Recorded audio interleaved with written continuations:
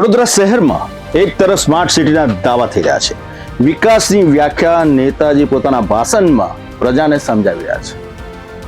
પાછળ ફરીને જોવું જ નહીં પડે તેવા વચનો અને વાયદા આપવામાં આવે છે, પરંતુ મોંઘા કરવેરા પ્રજા ભરી રહી છે અને પાણી અશુદ્ધ આવી રહ્યું છે. જેવું નેતાજીનું મન એવું જનતાને મળી રહ્યું છે પાણી. વડોદરા શહેરની અંદર ઘણા વિસ્તારોની અંદર છેલ્લા ઘણા સમયથી ડહોળું, દૂષિત, ગંધ મારતું પાણી લોકોના નળમાં પહોંચી રહ્યું છે. આ સંદર્ભે વારંવાર રજૂઆતો કરવામાં આવી, પરંતુ નેતાજીનું તંત્રના અધિકારીઓના પેટનું પાણી હલતું નથી. સ્માર્ટ સિટીના દાવા, વિકાસની વાતો અને સાથે સાથે સ્વચ્છ અને સુંદર શહેરની વચન અને વાયદાઓ, આ બધું જો ભેગું કરીએ ને તો એક જ વાત મને અત્યારે સમજ પડે છે કે આ તો નેતાજી અને તંત્રનું અગડમ બગડમ છે.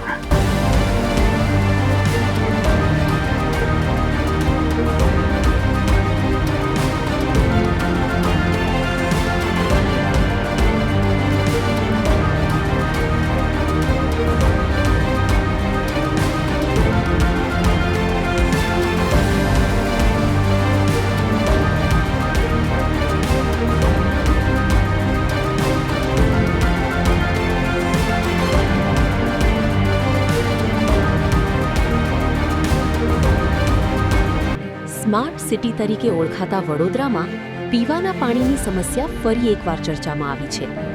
શહેરના અનેક વિસ્તારોમાંથી ડહોળા અને ગંદા પાણીની ફરિયાદો સામે આવી રહી છે. મળતી માહિતી મુજબ પાલિકામાં આવા પ્રકારની 1200 જેટલી ફરિયાદો નોંધાઈ છે. જો કે સ્થાનિકોનું કહેવું છે કે વાસ્તવિક સંખ્યા તેનાથી ઘણી વધારે હોઈ શકે છે. ખાસ કરીને શહેરના પૂર્વ અને દક્ષિણ વિસ્તારોમાં વર્ષના મોટા ભાગના સમય દરમિયાન ગંદા પાણી, ઓછા પ્રેશર અને કેટલીક જગ્યાએ ડ્રેનેજ મિશ્રિત પાણી આપવાની ફરિયાદો વારંવાર સામે આવતી રહી છે.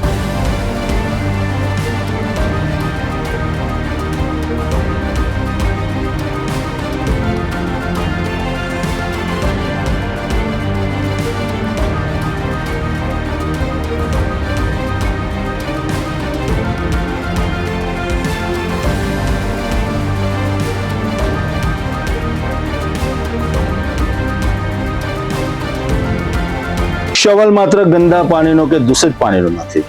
સવાલ છે કે પ્રજા પાસે મોંઘા કરવેરા લેવામાં આવી રહ્યા છે, જેના માટે થોડો પણ સમય આપવામાં આવતો નથી. પ્રજાના પરસેવાની જે કમાણી છે એ ખુલ્લેઆમ માંગવામાં આવી રહી છે, પરંતુ આજ શહેરની પ્રજા પ્રાથમિક સુવિધાથી વંચિત છે.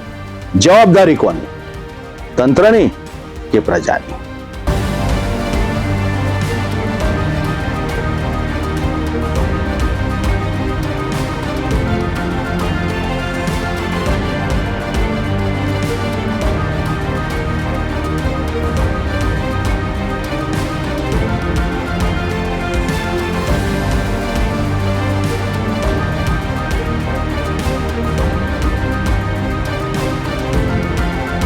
સ્થાનિકોનું કહેવું છે કે ગંદા પાણીના કારણે તેમને ઘરની પાણીની ટાંકીઓ વારંવાર સાફ કરાવવી પડે છે.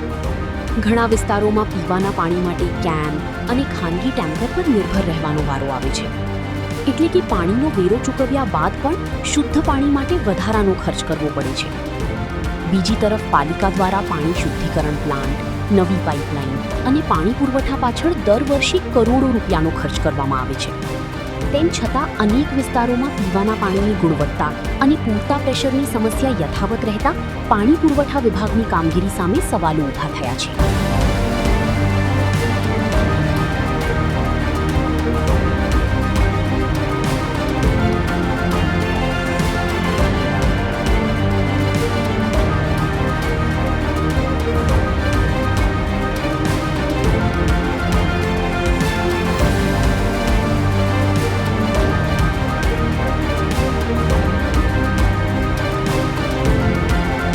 દર વર્ષે બજેટ અને ચૂંટણી દરમિયાન નવા પ્રોજેક્ટ અને વિકાસના વાયદા કરવામાં આવે છે, પરંતુ લોકોનો પ્રશ્ન એ છે કે જ્યારે પીવાનું શુદ્ધ પાણી જેવી પાયાની સુવિધા સુનિશ્ચિત થઈ શકતી નથી, ત્યારે સ્માર્ટ સિટીના દાવાઓ કેટલા અસરકારક છે?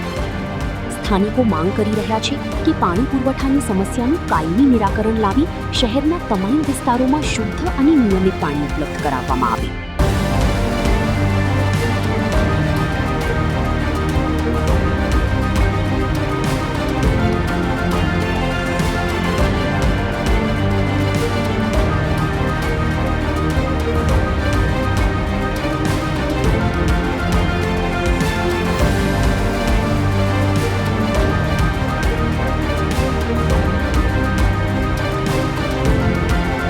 સ્માર્ટ સિટીની વાતો માત્ર જાહેર ખબરો, હોર્ડિંગ્સ અને ભાષણોમાં નથી. સાચા અર્થમાં મોંઘા કરવેરા ચૂકવતી પ્રજાને પ્રાથમિક સુવિધા આપવાની વાત છે. આવું ક્યારેય વિચાર્યું નહીં હોય કે આ સુવિધા પ્રજાને મળશે, પરંતુ જ્યારે જ્યારે ચૂંટણી આવે અને નેતાજી ભાષણ કરે, પોતાના આજ્ઞા આવે અને જ્યારે દિલ ખોલીને વાત કરતા હોય અને અડધી રિંગ વાગે ફોન ઉઠાવી લેતા હોય, તો ચોક્કસપણે મને પણ થોડો વિશ્વાસ આવે કે હવે તો નેતાજી બદલાઈ ગયા છે, પાર્ટીએ નેતા બદલ્યા છે, તો ચોક્કસ આગળના સમયની અંદર જેટલી પણ ફરિયાદો છે તેનો નિકાલ થશે. પણ મને ક્યાં ખબર હતી નેતા બદલાયા છે, દાનત નથી બદલાઈ, જેનું પરિણામ હાલમાં પણ પ્રજા ભોગવી રહી છે. ક્યારે સુધરશે તંત્ર ખબર નહીં, પણ અમે તો જાણીએ છીએ કે આ તો નેતાજીનું અગડમ બગડમ છે.